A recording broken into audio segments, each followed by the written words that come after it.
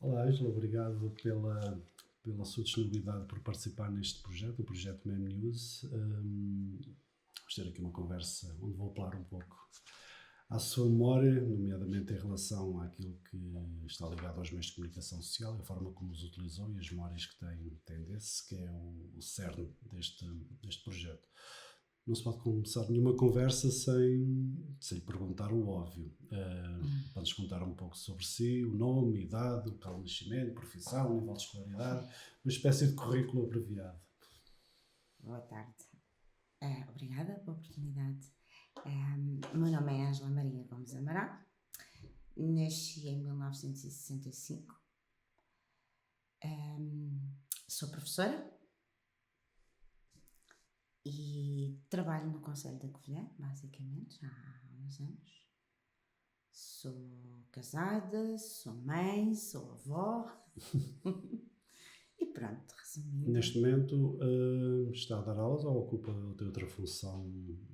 Neste momento estou há 3 anos em mobilidade estatutária. Não estou, portanto, a dar aulas. Pertenço à Comissão Restrita da Comissão de Proteção de Crianças e Jovens da Covilhã. Pode-nos contar um pouco o seu contexto familiar, ou seja, qual era a profissão dos seus pais? Viveu sempre com eles, até obviamente à idade maior, e até que idade é que viveu em casa dos seus pais? Portanto, eu nasci no Fundão, vivi com os meus pais até aos 22 anos, basicamente até terminar a minha formação académica.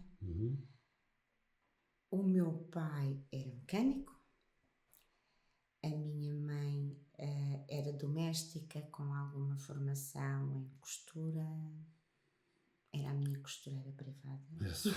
Sorte. E como é que descreveria o ambiente social, económico e cultural em que nasceu e viveu quase até aos 22 anos? Era uma família, não era abastada, provavelmente, Não, mas não era. sempre teve O essencial, social. sim, sempre a mim e ao meu irmão, tenho um irmão mais velho, sempre nos proporcionaram aquilo que nós precisávamos, permitiram-me que eu tirasse o curso e, portanto, era uma família não abastada, mas que Vos proporcionou sempre aquilo que vocês precisavam. precisávamos. Não tudo o que queríamos, obviamente, mas aquilo que precisávamos, sim. Pode descrever-nos brevemente o interior da casa dos seus pais? Era um segundo andar. Na cidade do Fundão. Na cidade do Fundão, um segundo andar, ao lado do posto da polícia. Basicamente era um T2, T3, com uma cozinha grande, onde nós todos nos juntávamos. Quais eram os meios de comunicação que tinham ou usavam nessa altura? Rádio, televisão, jornais? Eu acho que foi uma sortuda, porque eu sempre me lembro em casa dos meus pais de haver rádio, televisão e jornais, nomeadamente o Jornal do Fundão. Desde que nasci, praticamente, que eu me lembro desses 3 grandes meios de comunicação em casa dos meus pais. A minha mãe era uma grande leitora e, portanto, em casa também havia muitos livros e isso ela deixou-me um bichinho de ler. Ótimo, ótimo. Vai ser útil para umas perguntas lá mais para a frente. Então posso dizer que a sua família se interessava por notícias? Sim. Será? Sim. Sim. E comentavam notícias em casa, factos que viam na televisão, viam na rádio, liam nos jornais? Havia esse hábito? Ou nem por isso? Ou era uma leitura mais individualizada e cada um ficava com a sua ideia e não se falava muito nessa questão? Não, havia de facto alguns comentários sobre os acontecimentos que passavam em alguns meios de comunicação. Sim, havia. E havia algum momento em comum onde havia essa partilha, sei lá, a hora do telejornal, ou ouvir um noticiário da rádio, ou partilhavam qualquer coisa que liam no jornal? Havia essa partilha em comum de audição, de visualização, ou até de comentário de informação, ou era algo que não era muito presente e cada um fazia o seu consumo mais próprio? Nós não tínhamos televisão na cozinha e, portanto, quando, na altura das notícias, sim, ouvíamos e comentávamos. Normalmente isso acontecia, sim. Relativamente aos jornais, todos nós líamos, depois eu ganhei esse hábito também, todos nós líamos o jornal e claro que sim, que comentávamos. Lembra-se quais eram as notícias que causavam mais comentários? Se era política, se era sobre desporto, locais? Havia uma situação que eu me recordo muito bem. O meu pai foi colaborador do Jornal do Fundão e era ele que levava o jornal à censura. E lembro-me eu era muito pequenina nessa altura, portanto isto antes do 25 de Abril. E lembro-me que quando o jornal, para mim, criança de 6, 7 anos, vinha muito pintado, o meu pai ficava muito zangado. Não me lembro propriamente dos comentários que ele fazia, porque eu era muito pequenina. Mas lembro-me no banco de trás do carro, quando ia com ele e olhava para o jornal, e se ele viesse muito pintado, o meu pai não vinha satisfeito. Não gostei, pois. Compreendo.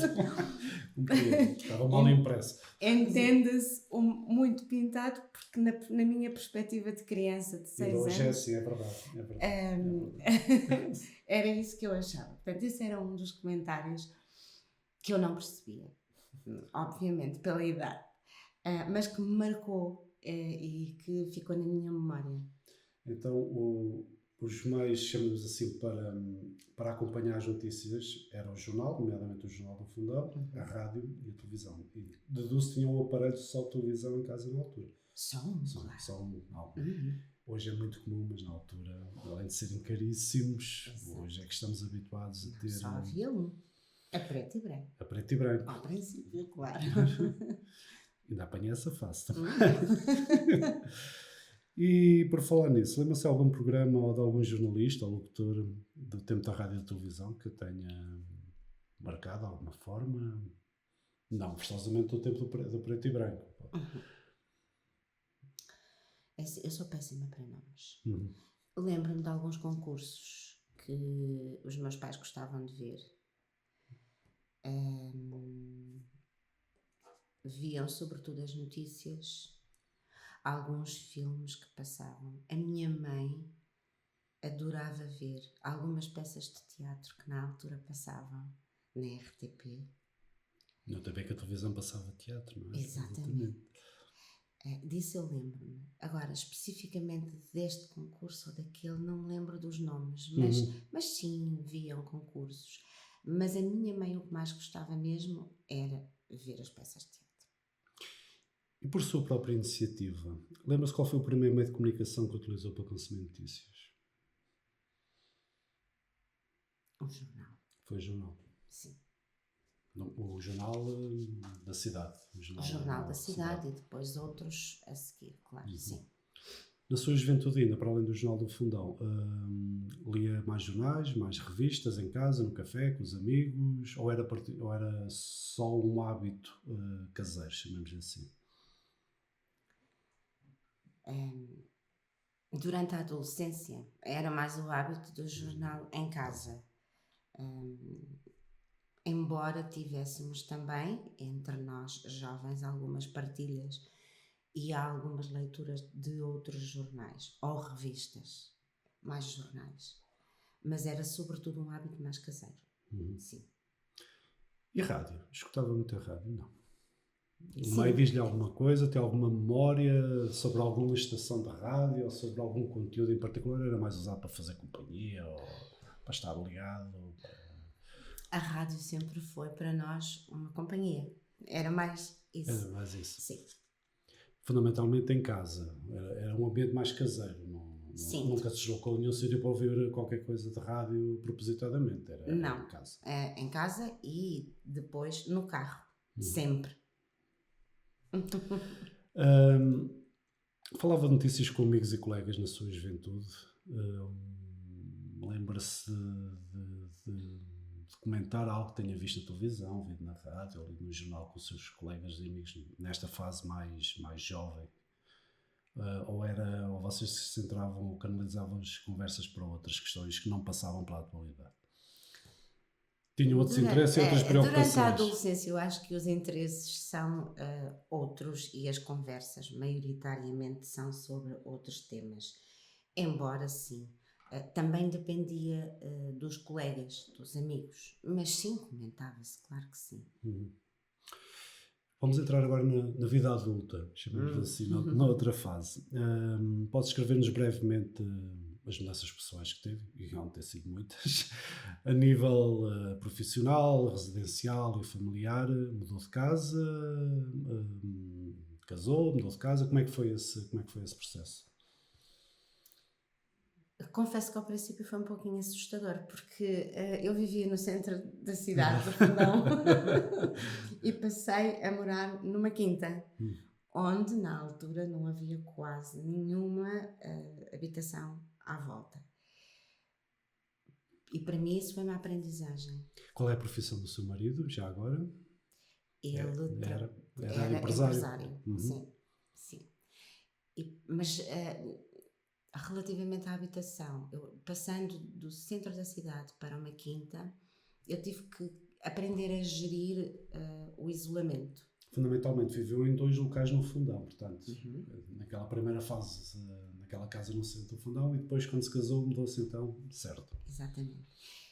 E começar a tirar partido, deixar um bocadinho para segundo lugar o facto de apetecer-me ir ao café só ser preciso descer as escadas ou ter ali os meus colegas e amigos ao lado, e passar para um sítio onde, se preciso de alguma coisa, era preciso tirar o carro e vir. Mas aprender também o que isso trazia de bom. O não haver barulho, o estar no meio da natureza, a calma, aprender a respeitar a natureza também. E no meio dessa natureza, dessa calma que encontrou fora do centro da cidade, os meios de comunicação que estavam presentes nessa nova fase da sua vida, na nova casa, eram idênticos, eram os mesmos que tinha na casa dos seus pais. Estamos a falar do quê? Televisão, e já não era a preto e branco, por certo. Televisão, provavelmente já mais do que uma parede. Já mais do que uma, pois. Televisão, a rádio e os jornais continuaram presentes nesta realidade. Sempre, até hoje, sempre presentes, sim. Acrescentando depois, começa-se a acrescentar outras da era digital. Depois começa eu comecei em 92, comecei a trabalhar com computador e, portanto, depois seguiu-se toda aquela explosão em que, de facto, temos acesso de uma forma muito mais rápida à comunicação. E sim, aproveito, obviamente. E nesses anos, ainda para a internet, presumo, continuava a ler jornais e revistas? Sim. Manteve os hábitos? Livros. Escutava noticiários na rádio? Escutava. Fazia muitas viagens e, portanto, a rádio acompanhou-me durante muito tempo. Como professora, nós fazíamos muitas viagens. E quais eram as estações que mais gostava ou que mais sintonizava? RFM, Antena 1, quando queria esparecer um bocadinho, Rádio Comercial, RFM e Antena 1. E em casa, exatamente as mesmas estações. Via, nessa altura, programas de notícias na televisão? Sim, os noticiários, sim. Alguma preferência por algum canal, algum noticiário em particular, por essa altura? Ao princípio era RTP1, depois com o aparecimento de outros canais. Confesso que andei ali um bocadinho perdida nas preferências, até perceber mais ou menos o formato de cada um deles. Hoje é nitidamente RTP2, sobretudo à noite, quando quero descansar um bocadinho mais. É curioso, há muitas pessoas que falam na questão da RTP2 como uma espécie de fuga quase que uma emissão eletrizante ou uma espécie de oásis no meio. Porque somos metralhados constantemente com notícias que se repetem e de facto a RTP2 mantém uma qualidade, mesmo em termos de outros programas, não só de notícias, que eu gosto. E preferencialmente onde é que via a televisão nessa altura, nessa fase inicial da sua vida adulta, chamemos assim? Na cozinha, na sala? Na sala. Na sala, fundamental. Sim. Portanto, era uma coisa comungada, chamemos assim, com o seu marido e também com os filhos. Sim. Dessa altura, recorda-se de alguma notícia que tenha deixado alguma forte impressão ou alguma coisa de relevante? Talvez algumas das notícias que tiveram mais impacto, até porque nessa altura eu já era mãe e isso também tem impacto em nós, na forma como nós tentamos perceber o mundo. Houve algumas notícias que me marcaram muito: o 11 de setembro, a queda do muro de Berlim, exatamente porque, pensando no futuro e por já ser mãe também, obviamente que se calhar mais sensível a determinadas notícias. Eu agora vou recuar uns bons anos e a memória estará muito fresca, por certo, porque era muito, muito nova na altura, mas faço-lhe esta pergunta na mesma. Tem alguma lembrança dos acontecimentos relacionados com o 25 de Abril de 74? Tenho. Tem? Tenho. Tinha 10 anos, não é? Eu tinha 10 anos. E como é que se apercebeu? Os órgãos de comunicação social tiveram algum papel ou foi algo que o viu de forma indireta através, por exemplo, dos seus pais, tinham visto ou ouvido na televisão ou na rádio? Nesse dia de manhã eu acordei com a minha mãe a chorar porque o meu irmão estava na tropa e digamos que também um bocadinho contra o regime. O chorar dela era de preocupação. O que é que o meu irmão terá feito? Por onde é que ele terá andado? E o seu irmão esteve envolvido na Revolução? Não, mas estava a cumprir serviço militar na altura e, portanto, a preocupação da minha mãe o que é que vai acontecer? É o que é que vai acontecer, onde é que ele está. Não tinha notícias dele e portanto, eu acordei assim nesse dia.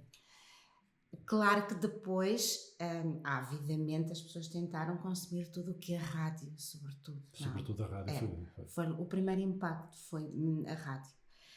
E lembro-me dos meus pais estarem colados ao rádio para tentar perceber o que é que se estava a passar nesse dia. A seguir ao 25 de Abril, e em parte também já respondeu a essa questão, e presumo que não tenha alterado muito, ou pode ter alterado. Tem noção de quais eram os meios de informação mais usados pela sua família em casa? Continuava a ser a rádio, provavelmente, e se calhar juntava a televisão. Sim. Seria por aí? Sim, era sobretudo.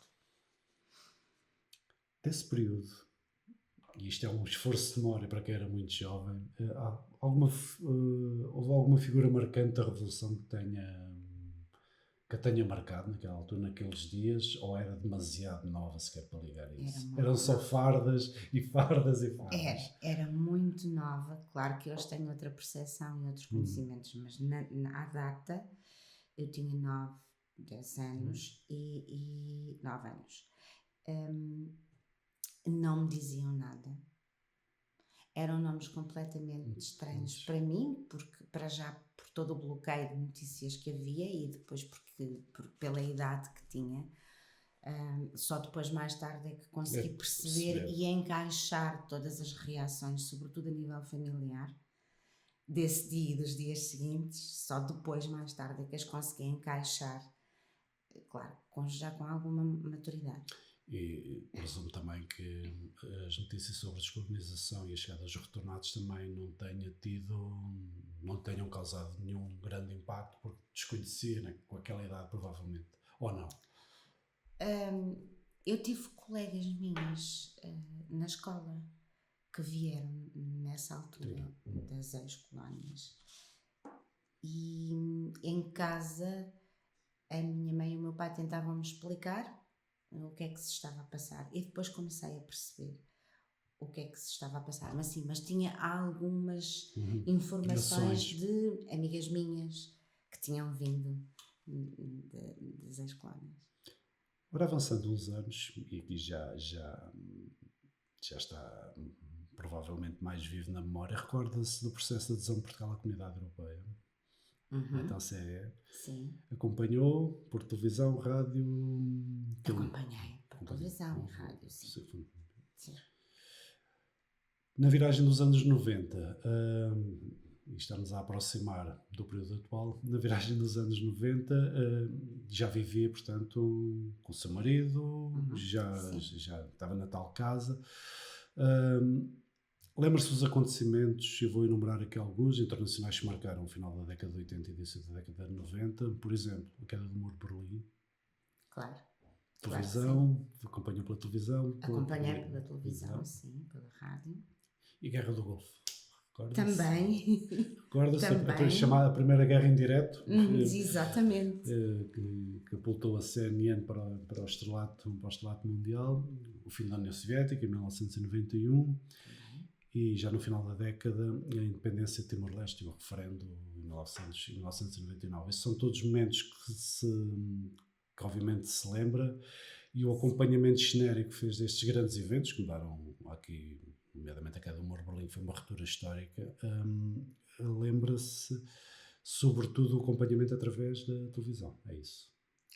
Televisão, sim, sobretudo através da televisão. Rádio, também. Jornal, sim.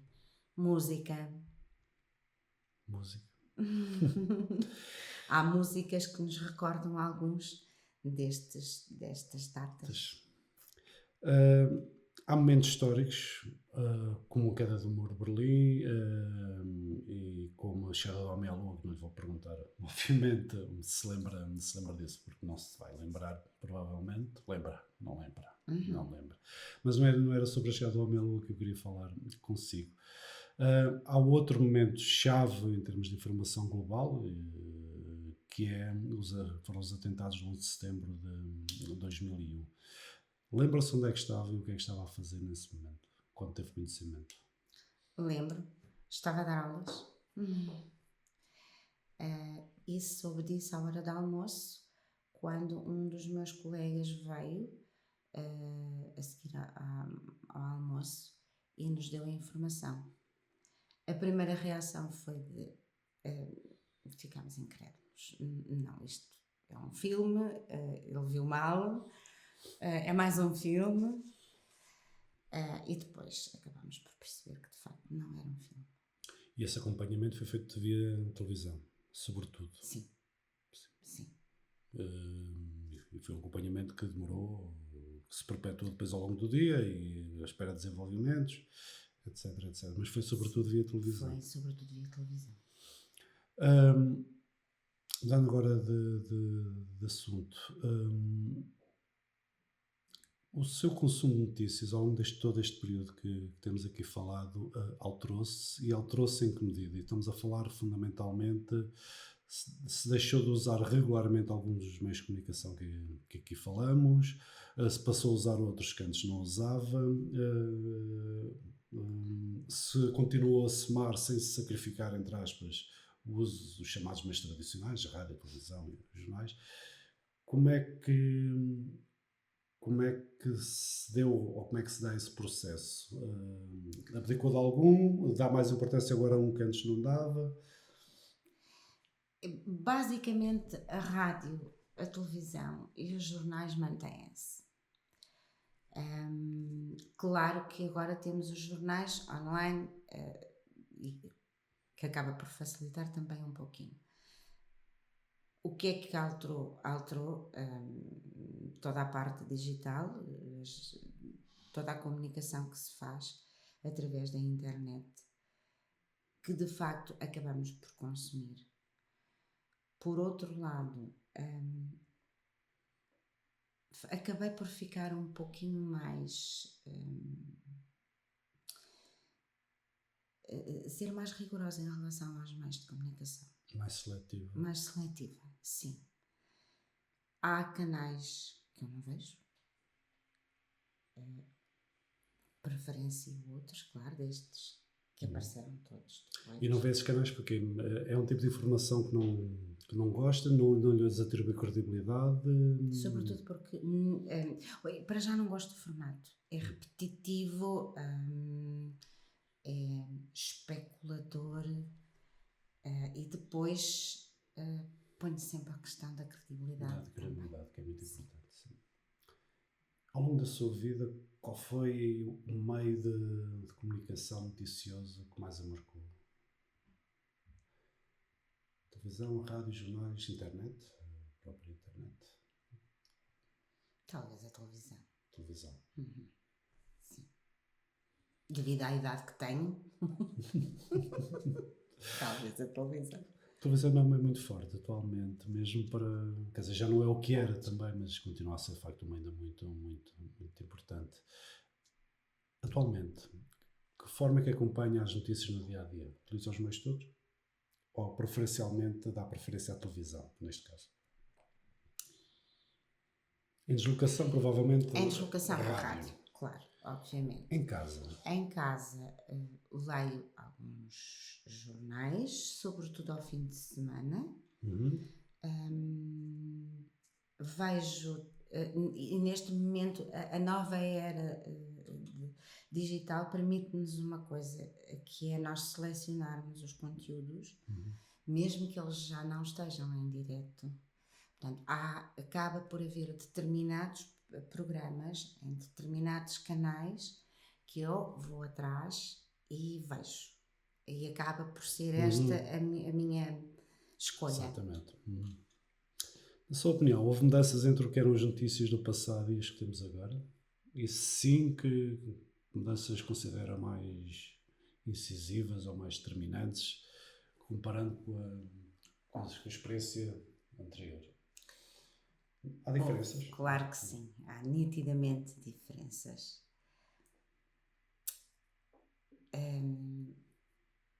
Antigamente acho que as notícias eram mais credíveis e não havia todo aquele sensacionalismo, a especulação, as notícias falsas, o que requer de nós, consumidores de meios de comunicação, uma atenção especial, mais trabalho. Portanto, acha que há efetivamente disseminação de conteúdos desinformativos? Nitidamente, claro que sim. Lê notícias partilhadas por amigos ou pessoas que seguem nas redes sociais? Sim, às vezes, sim. E lê notícias que são publicadas nas redes sociais pelos meios jornalísticos? Também. Esta é a grande pergunta. É uma das grandes perguntas. Confio no jornalismo e nos jornalistas portugueses? Confio. Genericamente confio. Genericamente confio. E essa relação de confiança aumentou ou diminuiu ao longo do tempo? Eu não ponho a questão assim. Eu ponho a questão mais em termos de quais são as orientações que os jornalistas têm para quem trabalham e como fazem o seu trabalho. Gostaria que essas ligações fossem mais claras, não é? Acho que sim. Gostaria que fosse claro tudo que explícito e que o público soubesse quem financia ou quem trabalha. Exatamente.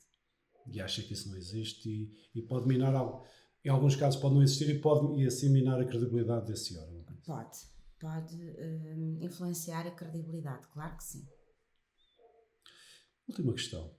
Gostaria de acrescentar algo sobre a forma como vê o jornalismo e as notícias em Portugal? Provavelmente a maior, acabou de falar numa das questões, que é a maior as coisas serem mais claras em termos de quem tem os órgãos de comunicação social. As pessoas saberem, é uma das coisas que gostaria de ver, mais transparência nesse aspecto. Mas há uma coisa que gostaria de ver no jornalismo atual em Portugal?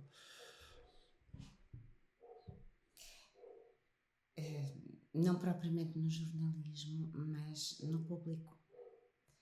E aquilo que eu gostaria era que não se perdesse o hábito de ler jornais. E acha que o público está bem defendido em relação à questão de saber distinguir entre aquilo que é notícias feitas por profissionais e aquilo que é disseminado? Não está. Não está. Não está, de forma nenhuma. Se estivesse, se calhar, não tínhamos alguns enquadramentos que temos hoje. Exatamente. Muito obrigado. Nada, Muito obrigada eu. Muito obrigado.